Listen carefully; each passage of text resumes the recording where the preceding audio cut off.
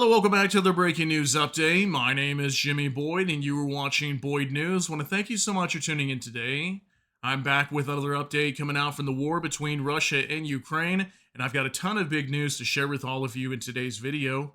So today's date is May 23rd, 2025, and it's Friday. Hope you guys are all ready for your weekend. I know I am. We've got a lot of news to jump into in today's update. We're going to start off with a huge story here on your screen. Ukrainian drones target Russia's Energia plant in Yelets-Lipetsk region. Energia is one of Russia's largest producers of chemical power sources. The plant manufactures batteries used in guidance and correction modules for aerial bombs. The plant caught fire after multiple hits. Yes, I believe this plant at least took 3 major hits last night. You can see it on fire right here. I even have some satellite images coming out today showing the destruction of the top of this plant. So Ukraine fired somewhere around 500 drones, believe it or not, into Russian territory last night. I think Russia's defense ministry is claiming that over the last 2 days, they've seen 705 Ukrainian drones entering into Russian territory. I mean, that's absolutely insane, guys. Ukraine is developing a new strategy to overwhelm Russia's air defense systems, and at the same time, it's shutting down all their airports, especially in Moscow, repeatedly almost every day. This is a tactic that we saw Ukraine doing just prior to the Victory Day parade that took place in Moscow earlier this month. So we're going to talk about a lot of major strikes happening on the Russian side. We also have a report today that a forward command and control base was hit in Bakhmut just over the last couple days. I think it was on the 21st. And we had a command and control base just completely wiped out, probably from HIMARS. That's in eastern Ukraine, so we'll talk about that. And also lots of other major news to cover in this war today. Drones were just entering everywhere inside of Russia, numerous regions, probably more than 10 regions seeing drones. Also down in Crimea, they were seeing drones over there as well on the Russian side. I've got video coming out from Crimea. So let's jump into this, guys. Just so much news to cover. I'd rather just get right into this, start showing you the information. So for Max 25, drones attack on Russia. So here's a map from Drone Bomber on Telegram showing the trajectory and direction of all these drones entering into Russia. So it looks very similar to the map we saw yesterday. A lot of the same regions being hit. So the Lipetsk region, where this battery manufacturing plant is right here. That's where Yelets is located at in that region. So we'll be talking more about that here in just a moment. But you can see some drones heading down here towards the Krasnodar and Rostov-on-Don or Rostov Oblast regions. Down here, and Crimea would have been further south over here. And as far as I know, drones were attacking Crimea last night. So many of these drones were even entering past Moscow, Vladimir, and Ivanova regions. We're seeing drones as well. So let's jump on over to Tendar. Ukrainian UAVs are striking deeper and more frequently into Russian airspace. Last night, the battery plant in Yelets-Lipetsk region was struck. Russian channels report that due to drone threats, the airports all the way to Ivanovo, Nizhny Novgorod, Yaroslav, and even Kostroma had to be closed. Overall, air travel in at least 15 Russian regions, including Moscow, was disrupted by increased drone activity. Okay, so just like I mentioned earlier, how Ukraine is developing a new tactic right now. I mean, look at this entire yellow space here inside of Russia, also including Moscow. I mean, these are all the airports being affected in these areas, but we know a lot of the major ones are up here near Moscow and some other regions over here. So, you know, if Ukraine just repeatedly keeps launching these drones over there, these airports come to a standstill. And imagine how much economic damage that is causing by Ukraine doing that. So it's actually very smart for them to be doing so. So here's Yelets right here. Here's a screenshot of one of the strikes on the battery production plant in Energia, okay? So let's jump on over to another one now from War Translated. Overnight, Ukrainian drones attacked the Energia plant in Russia's Lipetsk region. Eyewitnesses report at least 10 explosions. The plant, a key power source manufacturer, produces batteries for UAVs, communication systems, electronic warfare equipment, and components for Iskander and Kinzhal missiles. Okay, so I've got a 43-second clip here. Absolutely action-packed. You're going to see massive explosions here taking place on the top of this battery production plant called Energia. Take a look.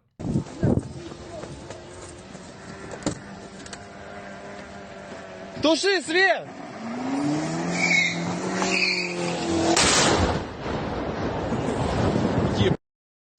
Летит. Еще один! Ой, блядь!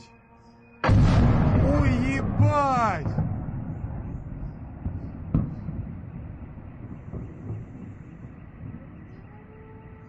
И только сейчас завыла сирена. Ебануться!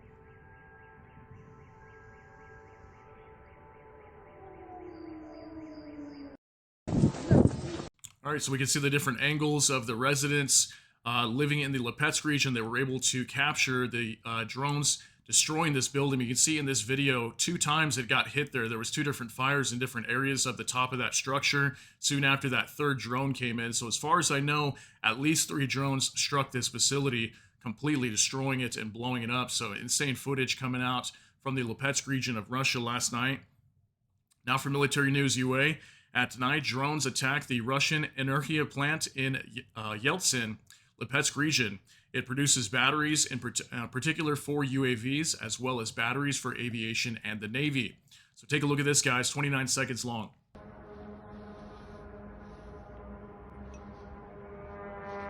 Вон он прохуярил.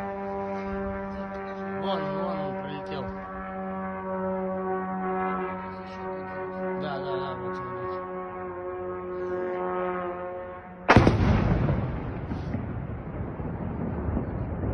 Ебать, я в ахуе. Их уже 10 штук пролетело. Ага, теперь только заработало. All right, so very smart for Ukraine to be doing this, going after this battery production plant. I mean, imagine if battery production plants and gunpowder plants in Russia were shut down. They would have nothing but, empty shells that they can't even lob into Ukraine anymore with all these glide bombs, Iskander missiles, and whatnot, UAVs. So it's very smart for them to be doing this and destroying these facilities. So massive hits here on this production plant for batteries.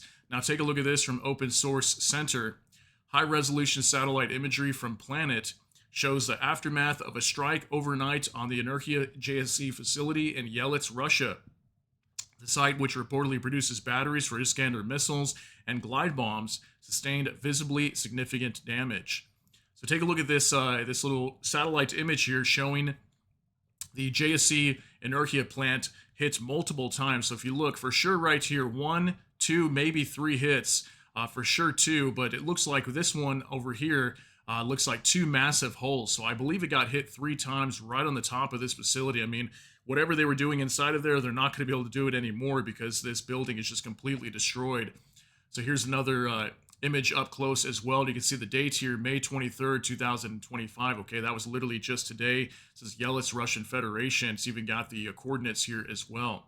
So this Energia plant completely destroyed from these Ukrainian drones, direct hits on the top of the facility. Now from Igor Sushko, before this war is over, we will see Ukraine attacking Russia with 1,000 drones on a near daily basis. Last night, Ukraine launched over 500 drones. Tonight might be a similar story. Lots of military industrial targets are getting hit in Russia, even if most drones get shot down. Yeah, so I wanted to show you guys this because this is a huge statement. I mean, think about this. Ukraine is massively producing drones right now. We know they have at least 2 million drones being produced every year just inside of Ukraine alone. So imagine after a year from now, that number might be 3 million, maybe 4 million. So imagine if they're producing that many, they could easily attack Russia with 1,000 or more drones every single day. And then on top of that, think about their missile production inside of Ukraine right now as well. Now, it might be lagging behind compared to drone production, but at some point, they will be able to start firing ballistic missiles and cruise missiles into Russia. So at some point as well, Russia's going to be getting hammered on a nightly basis with all these drones and missiles going into their territory. And that's something that Volodymyr Zelensky has talked about before. They got to put maximum pressure on Russia and make them feel like they're losing. And I think that's what Ukraine is trying to do here. Now for Max 25, over 750 Ukrainian drones have attacked Russia in the last 3 days, according to the Russian Ministry of Defense. This is the longest and most massive drone attack since Putin refused to accept a ceasefire. 15 regions of Russia and occupied Crimea were hit. Okay, so 15 regions, guys. That's a lot of different regions in Russia that were under attack last night. And yeah, so apparently, according to Russia's defense ministry, they're stating that 750 drones attacked Russia in the last 3 days. I mean, that's just insane, guys. That's a lot of drones.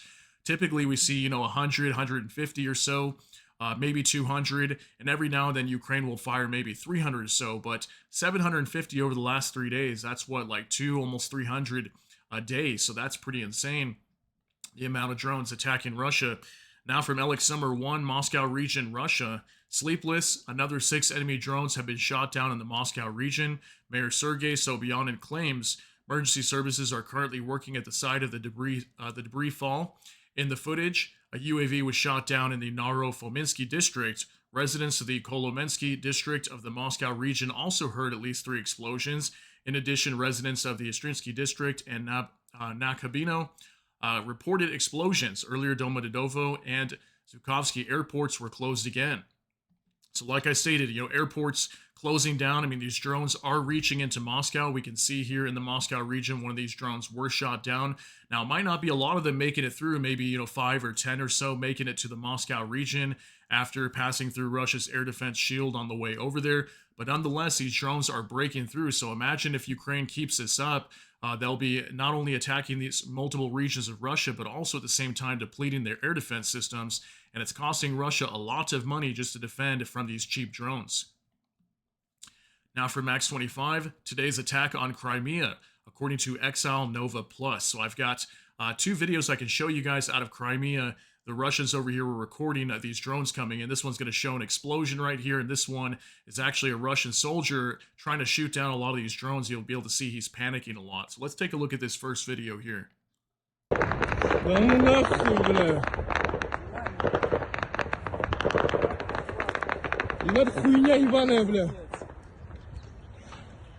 Alright,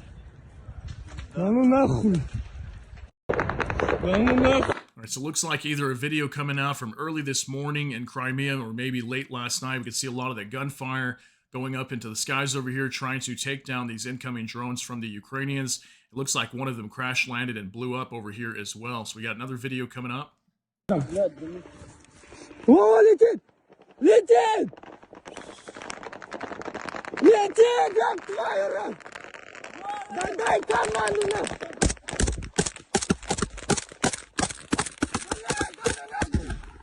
Ебать!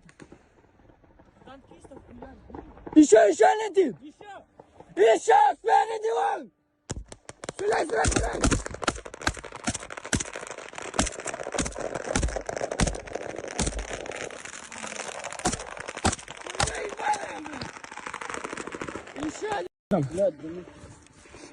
All right, so massive panic and sheer terror on the Russian side as they're trying to take down a lot of these drones coming from Ukraine. So we can see that these drones are very effective to at least put pressure and to terrorize the Russian soldiers over here on the Crimean Peninsula. And Ukraine has been attacking Crimea almost every single day. So pretty crazy footage coming out from on the ground with the Russian soldiers trying to bring down those drones incoming. Now for Max 25, forward command and control node of the enemy was hit, according to the General Staff. On May 21st, 2025, which was 2 days ago, Air Force successfully struck the 3rd Army Corps forward command and control in Bakhmut. This strike severely degrades the ability of Russia to plan and conduct operations in the Pokrovsk direction. So this is a huge strike, guys. I mean, we know Pokrovsk is a major transport and rail hub city in the Donetsk region. And Bakhmut, I believe, also in the Donetsk region. So the Russians had a command and control node over here. The Ukrainians completely wiped it out. This was apparently video footage and a snapshot coming out showing a strike here, probably with HIMARS missiles taking this thing out. And it's going to make it difficult for them to, with their command and control structure within the high-ranking officials in the Russian army to control any attacks and coordinate strikes on the Ukrainians here in the Donetsk region. So that's a huge hit over there. As we know, near Pokrovsk right now, they're struggling to hold on to that city, but nonetheless, the Ukrainians are still holding their ground in Pokrovsk. Now for Max 25, yesterday's HIMARS strike in Elgov killed 3 Russian servicemen, wounded 9 more, according to Astra. 4 vehicles belonging to the Russian armed forces were damaged. So I believe this is out of the Kursk region. Now, I didn't see this story yesterday, which I thought was interesting, but apparently Ukraine carried out another HIMARS strike up in the Kursk region. They've been doing this so much recently and just wiping out a lot of Russian command centers as well over here. And this is allegedly some damage to one of the buildings after a HIMARS strike. And what we have here is 4 vehicles were damaged on the Russian for the Russian military and 3 Russian servicemen taken out and 9 more wounded in that strike. We also had a very big story here today that an Mi-8 helicopter on the Russian side crashed. I think this was in the Oriel region. Got a couple of videos we can show you guys here. It says the moment the Russian Mi-8 helicopter crashed. So I'm not sure exactly what happened here, but there's a Russian helicopter flying over the Oriel region, and you can see they're starting to bank to the right. I'm not sure how they lost control. Was it being attacked by a drone or something, and they're trying to evade it and they crash? I don't know what was going on, but I'm assuming they probably deployed this helicopter maybe to shoot down incoming drones into these areas, because Oriel would have been one of the regions that were being attacked. You can see this thing losing control out of nowhere. So I don't know what happened there, but we've got another video here. This one doesn't have any sound either, unfortunately, but we can see that it crashed. Okay, look at all that smoke and everything coming from the other side of this building when it crashed and exploded. So I don't know the results of the soldiers there that were on board, if they survived or not, but they probably did not if it crashed and blew up into flames. So if I get more information on this, I will let you guys know what's going on here. I mean, it does mention Russian channels are reporting the detonation of ammunition on board. So maybe some sort of explosion was happening. It caught fire, but in these videos, it doesn't look like there's any explosion going on there. So yeah, not really sure what happened, but it definitely did crash. Now for Max 25, Russia launches 2 ballistic missiles at Odessa port. This is in southern Ukraine. Unfortunately, 1 port worker was killed in the attack. 8 more civilian employees of the company were injured, 4 of them in serious condition. The strike caused serious damage to the infrastructure. The engine room was damaged. Windows and doors in administrative buildings were broken, and equipment and vehicles were destroyed. So here's the results of a strike at the port of Odessa in southern Ukraine. And ballistic missiles were being fired over here. Looks like 2 of them directly striking the port. We had a shipping container with some boxes in there that caught on fire. Fortunately, people were injured as well. And also from Kate from Kharkiv, Russia just struck Odessa with 2 ballistic missiles during early Friday afternoon when people are out and about. These were pictures from further away showing the destruction of this port over here, or being hit by these missiles, excuse me. We can see the smoke coming from the port over there after it was hit. So very sad to see this happening. Now moving on to War Translated, Russia attacked Odessa this morning with a new little-known strike drone. Unlike any UAV previously detected by Ukraine's air defenses, it resembles a larger, more powerful Lancet. It penetrated deep into Odessa at 200 meters altitude. So I believe these are pictures of the Russian Lancet drone, but apparently the Ukrainians are claiming that the Russians have some other drone that they were using to attack Odessa that's similar to a Lancet drone or resembles one, but apparently is a little bit different. So we do know that the Russians are upgrading like their Shahed drones. They've been coming out with some new drones recently that they're using to target Ukraine with. Many of these are more advanced. Some of them fly much higher altitudes and kind of dive bomb, making it harder for them to shoot down. Some of them even a bit faster or carrying a larger warhead. So yeah, allegedly a new type of drone was striking Odessa over the last 24 hours. Now from Bliskovka, a building of the Enterprise and Kremenchuk community was destroyed as a result of a direct hit and falling debris, reports the Poltava Regional Military Administration. 1 person was injured, 7 private households were damaged, more than 100 legal entities and almost 1,800 residential customers were left without power. In Poltava District, more than 270 subscribers were also cut off from power due to the wreckage of a UAV. So it looks like we had some massive drone attacks taking place over here in the Poltava region. This is in kind of like closer to eastern Ukraine, more like central eastern Ukraine. And yeah, we had some damage over here, some buildings being destroyed. Here's another one being completely wiped out from a strike. Now, the fact that there's so much damage here to this building makes me think that maybe these were missiles or bombs being used to be dropped over here. So it could have been glide bombs as well. But from what we understand, drones were also striking this area inside of Ukraine. So very sad to report that as well. More civilian infrastructure being hit. Now from Volodymyr Zelensky, the president of Ukraine, we are bringing our people home. The first stage of the 1,000 for 1,000 exchange agreement has been carried out. This agreement was reached during the meeting in Turkey, and it is crucial to implement it in full. Today, 390 people. On Saturday and Sunday, we expect the exchange to continue. Thank you to everyone who is helping and working 24/7 to bring Ukrainian men and women back home. It is very important to return everyone who remains in captivity. We are verifying every surname, every detail about each person. We will continue our diplomatic efforts to make such steps possible. So we've been talking about this, okay, this entire week, that there's supposed to be a massive 1,000 for 1,000 prisoner of war exchange on both sides with Russia and Ukraine. And we've got these pictures coming out today showing all these soldiers returning back home.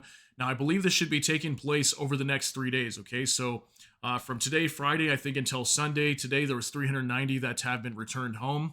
And it should be, in increments. We'll probably have another few hundred come back tomorrow, and then a few more hundred to complete it on Sunday. So just awesome pictures coming out from Ukraine today showing these prisoners of war returning back home as they get to see their families again. So amazing photos coming out from Ukraine today. So lots of different pictures here to show you guys. Very, very cool to see this, and wonderful that they are able to return back to their families and safely back into their territory. So now moving on to Visegrad 24, NATO Secretary General Mark Rutte on Russia. They produce 4 times as much ammunition as the whole of NATO is producing as we speak. They're reconstituting their armies. Their whole economy is on a war footing. So I want to show you guys this. Now, this is something that Mark Rutte has stated so many times before. It's kind of a repeated message he says all the time, but he's got a point. We've been talking a lot that, Russia's been massively producing weapons and arms for this war against Ukraine. They're continuously upping that every single day. That, we could eventually see some sort of attack from the Russians, maybe onto a NATO nation in the future, and NATO is preparing for that. So just go ahead and take a look at what he has to say. 49 seconds long. We know that Russia is at an enormous pace reconstituting itself. They are producing at this moment ammunition at a level which has not been seen in recent decades. They produce 4 times as much ammunition as the whole of NATO is producing as we speak. They are reconstituting their armies. Their whole economy is on a war footing. And we have had open sources saying from intelligence services that by 27 or by 2030 or by 2032, they might be able to be at such a level of strength that they could try something silly. What we have to do as NATO is to make sure that Vladimir Vladimirovich Putin knows that if he attacks now or in the near future, that our reaction will be devastating. We know that Russia... Okay, so NATO clearly worried about Russia attacking a NATO member at some point and this war kicking off, and he's talking about how Russia is just massively producing lots of ammunition for this war effort against Ukraine, and at some point, if they were to attack NATO, is NATO ready? I mean, that's a big question, because if Russia were to attack right now, for example, would NATO be able to sustain a long war with Russia? What would happen there? But if you notice, he mentions a lot, and I've shown videos like this before where he says that their response would be devastating, and I think that's kind of what they're going with right now, is if Russia were to launch any kind of attack, we would see a massive response from NATO in kind immediately if they were to be attacked. Now from Ukrainian Review, Russia's waging a war of attrition since the battle for Bakhmut and will continue to do so as long as they have resources. Stopping the war is only possible by undermining the Russian economy and inflicting significant damage on the army. This was stated by Valery Zaluzhny today. He was the former commander of Ukraine's armed forces. Now he's the ambassador to the UK from Ukraine. He's been coming out with a lot of statements like this recently, calling on the West to, slam Russia with sanctions and inflict significant damage on their military. We know those are major war goals that Ukraine needs to be able to achieve at some point. He came out recently, just a couple days ago as well, and he got a lot of backlash for this, stating that Ukraine would not ever have, at least not right now, the ability to regain the territories that they're fighting for right now militarily. So a lot of people were kind of, putting fire underneath him for that and attacking him for that statement as, a commander from Ukraine's military. Why would they ever come out and say that? Or a former commander, I guess I should say. You should obviously think positively that, yes, Ukraine can do this, but realistically, let me know what you guys think. I mean, we haven't seen Ukraine be able to do that yet, but in the future, if they continue to get stronger and this war carries on, could they possibly have the ability to do that? I mean, maybe, yeah, anything could possibly change in this war, and Ukraine definitely is getting stronger every day. Now for Max 25, the Russian war against Ukraine could last for decades, and we must prepare for the United States to completely lose interest in Europe. This was according to Polish Foreign Minister Sikorski, and he was on an interview with Le Monde out of France. So Radoslaw Sikorski here, stating that this war could last for decades. I mean, think about that, guys. Can you imagine me 10 years from now still reporting on this war? I can't imagine that, but I guess it could be possible. as we know, this war is not going to end anytime soon, and it looks like it could possibly go all the way to the end, whether Ukraine or Russia loses here. And I think Russia's going to fight this thing till the very bitter end, and we know that they want to destroy Ukraine and potentially even absorb it at some point, and Ukraine is not going to allow that to happen. So yeah, very big possibility this war could carry on for a long time, and at some point I think the U.S. will drop out of negotiations and pull away from supporting Ukraine and being involved in this war. I mean, we even heard from Marco Rubio, the U.S. Secretary of State, just yesterday or the day before, he stated that the U.S. would no longer solve the world's problems. So that's a major statement right there, that at some point the U.S. is going to pull away from support of Europe, pull away from support of Ukraine, and just kind of let them fight it out is kind of how it seems to me. But huge statement coming out from Radoslav Sikorsky today. Now for Max 25, Russia's deploying a military strategy known as the triple chokehold to grind down Ukrainian troops, according to the Telegraph. Putin's forces are launching ground assaults to pin troops down, then dropping mines from drones and calling in strikes to restrict movement before glide bombs target defensive positions. Here's a report today from the Telegraph, says the three-step Russian tactic driving back Ukraine. Moscow's armies are deploying a military strategy that is yielding slow but steady territorial gains. Okay, so you can see these troops here that would be trying to advance forward. I guess they'd have tanks and artillery hammering the positions where the Ukrainians are trying to defend at. Step 1, it says right here, pin down Ukrainian forces with infantry and mechanized units. So kind of what I was just talking about here, to pin the Ukrainian soldiers down. And then secondly, step 2, there would be an artillery barrage and drones attacking these positions where the Ukrainians are at. And it says here, prevent maneuver with FPV drones, loitering drones, and artillery, and deploy high explosive shells and scatterable mines. So from what I understand here, just mainly just pin down the Ukrainians where they can't really move. That's when they could just keep repeatedly attacking with drones and aerial bombs and whatnot. And finally, step 3 here, it says glide bombs would be used and strike Ukrainian defensive positions with glide bombs to create a dilemma for Ukrainian forces, either hold static positions and risk destruction or maintain mobility and face attrition. Okay, so they can either stay inside of structures like buildings and get hit by glide bombs, or if they go outside, they get attacked by drones and infantry and tanks and whatnot. So kind of, new strategy apparently that Russia's using to attack Ukrainian positions. And I think they have been gaining a few small settlements in eastern Ukraine recently. So nonetheless, the Russians are still pushing forward, and Ukraine's been making some gains as well. So it's kind of going back and forth right now. Now for Max 25, Russian officials have no plans for Putin to travel to the Vatican or anywhere else for talks now, and they focused instead on technical level negotiations that began in Istanbul last week, according to Bloomberg. And here's the report: Russia douses Trump's desire for Pope, to host Ukraine talks. Okay, so it looks like there won't be any talks at the Vatican for right now, and we were hearing that maybe Trump and Putin might meet over there. So it looks like that's not going to be the case at all either. And the Russians still want to continue their negotiations in Istanbul and Turkey, that they don't want to get involved anywhere else right now. It's probably because the Pope right now, the newly elected Pope here, he is very pro-Ukraine, and that's probably just Russia stating they don't want any ties with the Vatican right now because the Vatican is pro-Ukraine now that this new Pope is in. So they don't want to go to the Vatican. Now for Max 25, a European official said that the United States is not convinced about lowering G7 price cap on Russian crude oil.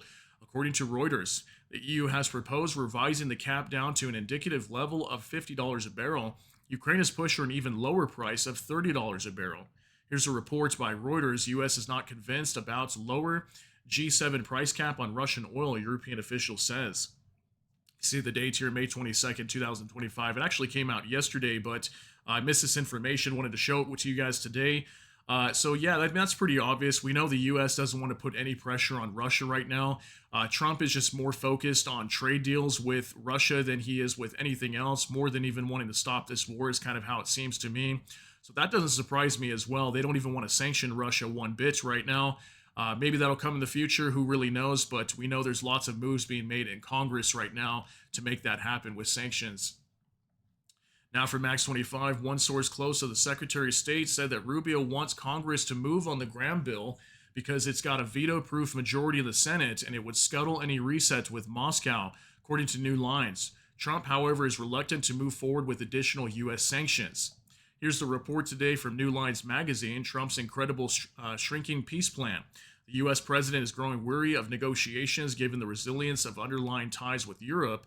That may be a good thing for Ukraine. Okay, so allegedly, Marco Rubio, the U.S. Secretary of State, is calling on Congress apparently to move forward with this bill that U.S. Senator Lindsey Graham has been calling for to put 500% import tariffs onto Russia's oil. Okay, so if they can't export any oil to other countries, and that's going to be huge, guys, especially secondary tariffs on other nations that the U.S. would put onto any nation that does business with Russia purchasing oil. I mean, that can definitely force Russia to end this war. I've stated that many times, and I think it will if they happen to implement this. And there's more talk about it today. Okay, apparently Marco Rubio is kind of calling on Congress to get this bill pushed through, and we're hearing that in the next couple of days, maybe even by next week, we could hear it being called for a vote in the Senate. Now, from United 24 Media, Russia is the problem, not Ukraine. Ukraine didn't invade Russia. Russia invaded Ukraine. We need moral clarity on all these issues, says U.S. Senator Lindsey Graham per Kiev Post. So well said by Lindsey Graham. That's apparently a statement coming out as of yesterday from him. Is what he said that Russia is the aggressor. Russia invaded Ukraine, so we need to stand with Ukraine and have moral clarity on all these issues. That's exactly how things stand. That Russia is the one that invaded Ukraine, not the other way around. Okay. So now for Military News UA, the issue of Zelensky's legitimacy will be of a decisive importance when signing documents on the Ukrainian settlement, says Russian Foreign Minister Lavrov. Okay, so this is interesting. I mean, we're still seeing backpedaling coming from the Russian side, now laying out more demands, saying that they won't sign any settlement agreements with Ukraine unless we have a change of power inside of Ukraine and Zelensky steps down and somebody else takes his place. So we're starting to hear more and more coming out from the Russian side once again. They're coming out with these insane demands that they know Ukraine's not going to agree to. And what does that mean at the end of the day? That Russia does not want peace, because that's what Zelensky stated, is that anytime Russia comes out with a demand that they know Ukraine will not agree to, that means that Russia does not want peace. And I have to agree with that, because if Ukraine's not going to agree to it, this war is not going to come to an end. So they've already laid out their demands, for what they expect in terms of preconditions to ending this war. Ukraine has been very clear on that. Now for Mario Nafal, Germany just parked tanks in Lithuania and Russia's watching.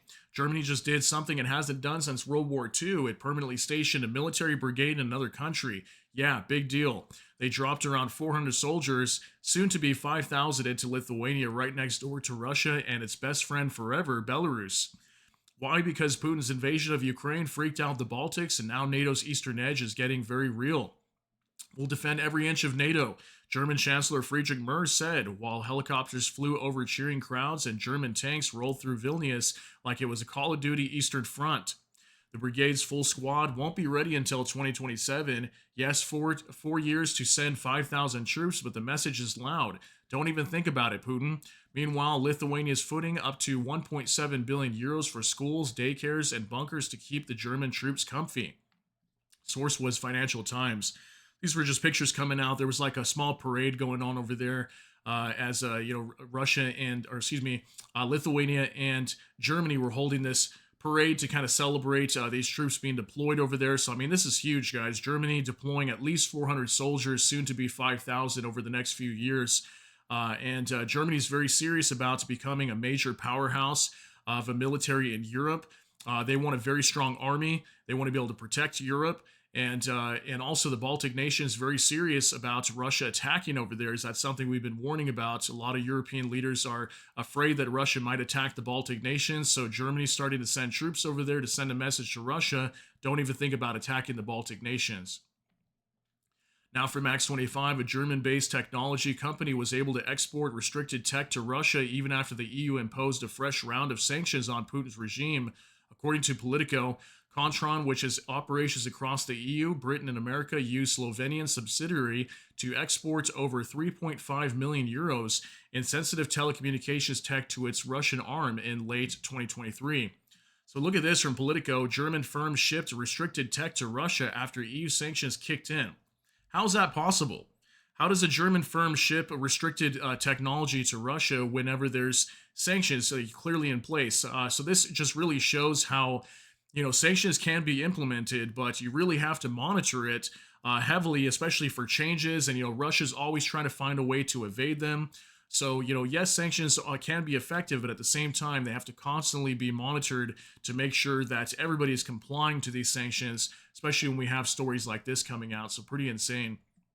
Now, from Anton Gerashenko, Viktor Sobolev, a member of the Russian State Duma Defense Committee, said that the goal of the special military operation is to create a single allied state of Russia, Ukraine, Belarus, and restore the Russian world within its natural borders. Wow. So, I mean, look at this, guys. I'm going to show you guys this clip. It's a minute and a half. It's a member of a Russian State Duma Defense Committee, okay, out of their parliament, basically, Viktor Sobolev. So he states that the goal of the special military operation is to create a single allied state of Russia, Ukraine, Belarus. That means absorb Ukraine and Belarus into Russia is basically what he's saying. Take a look at this. Ну вот я много раз говорил, безусловно, решением, полным решением вот этих целей специальной военной операции является создание единого союзного государства России, Украины и Беларуси. Восстановление русского мира в рамках естественных его границ. Мы все русские. Киев – мать городов русских. Князь Владимир русский. Юрий Долгорукий русский. Значит, Ярослав Мудрый русский. И так далее, и так далее. Поэтому мы должны, безусловно, защитить свой русский мир. Иначе мы можем и страну не сохранить. Для решения этих задач и достижения этих целей, безусловно, нужна мощная, хорошо обученная, хорошо вооруженная армия. И, безусловно, военно-патриотическое воспитание нашей молодежи. И не только молодежи. Зачастую у нас молодежь проявляет больше патриотизма, чем вот люди за 40 и так далее. Зачастую. Потому что они уже как бы длительное время находились вот в этом воспитании, в этом влиянии Запада и с точки зрения культуры, и искусства там, и так далее, и как бы не очень уважают свою страну. А молодежь, я вот встречаюсь со студентами, я скажу, что это нормальные люди. И если к ним нормально относиться, проявлять определенные элементы воспитания, военно-патриотического в том числе, я скажу, что они вырастут достойными гражданами, защитниками нашей великой Родины. All right, so it looks like the big open secret about Ukraine has been unveiled by this politician out of Russia, stating that Ukraine will eventually become part of Russia once again. And also, if you notice, he's talking about Belarus here too. So it makes me wonder if Belarus is listening in on this, as apparently the whole goal of the special military operation is to create a single union of Russia, Ukraine, and also Belarus. So that's a huge statement coming out today from Russia. Let me know what you guys think on that. Now for Max 25, the head of one of the largest enterprises of the Russian military-industrial complex, Kurgan Pribor, if I'm saying that correctly, Andrei Kondratiev, was attacked in the entrance of his own house in Kurgan. An unknown man hit Kondratiev on the head several times with a hammer. He is currently in the hospital. The attacker fled. Okay, so another top-level official of Russia's military being attacked once again inside of Russia. Now, we haven't heard any statements like this coming out recently. I think we had a Russian military officer that was killed, a general actually, that was killed outside his residence in Moscow just like maybe a month or so ago. I reported that to you guys. So now another top official connected to Russia's military being attacked once again. So even inside of Russia, they're not safe from any strikes that may be coming from Ukraine, whether it's Ukraine's intelligence carrying this out or not. But just another crazy report coming out from Russia today. Now from Liskovka, air defense forces neutralized 150 out of 175 UAVs, 91 shot down by fire weapons, 59 lost suppressed by electronic warfare without negative consequences. So here's a report today, May 23rd, 2025. So 175 UAVs entering into Ukraine, obviously ballistic missiles as well. That's why it says 176 here. At least one missile was fired. I think it was two actually, striking into Odessa. But notice something here again, okay, 150 out of 175 being destroyed. Ukraine is just really knocking down almost anything coming into their territory right now. I wonder what it is that's allowing them to do that. We know they've been deploying some laser weapons now. They've got several different types of lasers they can use to bring down these drones. Yeah, I wonder what the major thing is that's all of a sudden allowing them to take down like, close to 90% per day in some cases with a lot of these drones incoming from Russia. And that's just huge. Imagine if they get to the point where they're like 99% or higher, 100% of these drones just incoming. Something has changed with the Ukrainian military recently, just literally over the last 3 to 4 days, that we're noticing a large majority of drones being shot down from the Russian side. Now from Kiev Independent, these are the indicative estimates of Russia's combat losses as of May 23rd, according to the Armed Forces of Ukraine. And our final updates of the day, Russia's losses as of May 23rd, 1,050 troops, 1 AFV, 139 vehicles and fuel tanks, 2 tanks, 43 artillery systems, 148 UAVs, and 2 MLRS. Okay, so once again, same thing, just these numbers just completely falling off the cliff and hitting low averages here. It looks like, this whole week we've been seeing barely any tanks and AFVs being destroyed, vehicles and fuel tanks up a bit higher than what we've been seeing, more closer to like 75, so close to 150 here. Troop numbers still down a tiny bit from the 12 to 1300 average. So yeah, really not a whole lot still being destroyed here, and we're still trying to figure out why that might be. So you guys can let me know what you think, but there's your daily updates with the amount of equipment and casualties on the Russia side being destroyed. And a huge update today, guys. So I want to thank you so much for being here on today's update for May 23rd, 2025. Let me know what you think about all these details down below in the comment section. That's going to be it for today's update. If you got something out of this, please smash that like button. Also, if you enjoy my content, please consider subscribing down below. Hit the notification bell. That way YouTube can notify you. And with that, hope you all have a great day. Everybody take care and God bless. And we'll see you in the next one.